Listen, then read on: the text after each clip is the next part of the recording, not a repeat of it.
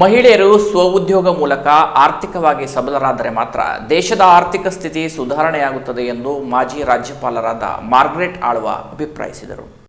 ಯಲ್ಲಾಪುರದ ಉದ್ಯಮ ನಗರದ ಕರುಣಾ ತರಬೇತಿ ಕೇಂದ್ರದಲ್ಲಿ ಕರುಣಾ ಸಂಸ್ಥೆ, ಅರುಣೋದಯ ಸಂಸ್ಥೆ, ಆಳ್ವ ಫೌಂಡೇಶನ್, ಲಿಜ್ಜತ್ ಪಾಪಡ್ ಸಂಸ್ಥೆಯ ಸಂಯುಕ್ತಾಶ್ರಯದಲ್ಲಿ ನಡೆದ ಕಾರ್ಯಕ್ರಮವನ್ನು ಮಾಜಿ ರಾಜ್ಯಪಾಲರಾದ ಮಾರ್ಗರೆಟ್ ಆಳ್ವ ಅವರು ಉದ್ಘಾಟಿಸಿ ಮಾತನಾಡಿದರು. ಆರ್ಥಿಕವಾಗಿ ಹಿಂದುಳಿದ ಮಹಿಳೆಯರನ್ನು ಸಬಲೀಕರಣಗೊಳಿಸುವ ಸದುದ್ದೇಶದಿಂದಲೇ ಸ್ವಉದ್ಯೋಗ ತರಬೇತಿಗಳ ಮೂಲಕ ಮಹಿಳೆಯರು ಸ್ವಾವಲಂಬಿಯಾಗಿ ಜೀವನ ಕಟ್ಟಿಕೊಳ್ಳಲು ಮಾರ್ಗದರ್ಶನ ಮಾಡುತ್ತಿದ್ದೇವೆ. ಈ ತರಬೇತಿಯ ಪ್ರಯೋಜನ ಪಡೆಯುವಂತೆ ಕರೆ ನೀಡಿದರು.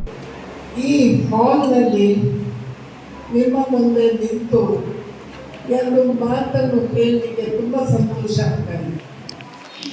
ಹಲವಾರು ವರ್ಷ ಆಯಿತು ಒಂದು ನನಗೆ ಇಂಡಸ್ಟ್ರಿ ಡಿಪಾರ್ಟ್ಮೆಂಟಿಂದ ಈ ಪ್ಲಾಟನ್ನು ಕೊಟ್ಟು ನಮ್ಮ ಸಂಸ್ಥೆಯಿಂದ ಒಂದು ಟ್ರೈನಿಂಗ್ ಸೆಂಟರ್ ಅನ್ನು ಗ್ಯಾರಂಟಿ ಯೋಜನೆಗಳ ಅನುಷ್ಠಾನ ಪ್ರಾಧಿಕಾರದ ಜಿಲ್ಲಾಧ್ಯಕ್ಷ ಸತೀಶ್ ನಾಯ್ಕರವರು ಕಾರ್ಯಕ್ರಮದ ಕುರಿತು ಮಾಹಿತಿ ನೀಡಿದರು.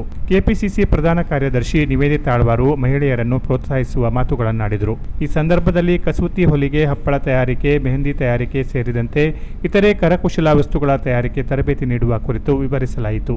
ಕಾರ್ಯಕ್ರಮದಲ್ಲಿ ಕುಮಟಾದ ಕೂಜಳ್ಳಿ ಗ್ರಾಮ ಪಂಚಾಯತ್ ಉಪಾಧ್ಯಕ್ಷ ವೈಭವ್ ನಾಯ್ಕ್, ಪ್ರಮುಖರಾದ ಬೆನೆತ್ ಸಿದ್ದಿ, ಲಾರೆನ್ಸ್ ಸಿದ್ದಿ, ಜಾನ್ ಬಿಳ್ಕಿಕರ್, ಗೀತಾ ಭಂಡಾರಿ ಇದ್ದರು. ಉಲ್ಲಾಸ್ ಶಾನ್ಬಾಗ್ ಸ್ವಾಗತಿಸಿದರು. ಸತೀಶ್ ನಾಯ್ಕ್ ವಂದಿಸಿದರು. Canara plus news, Yellapur.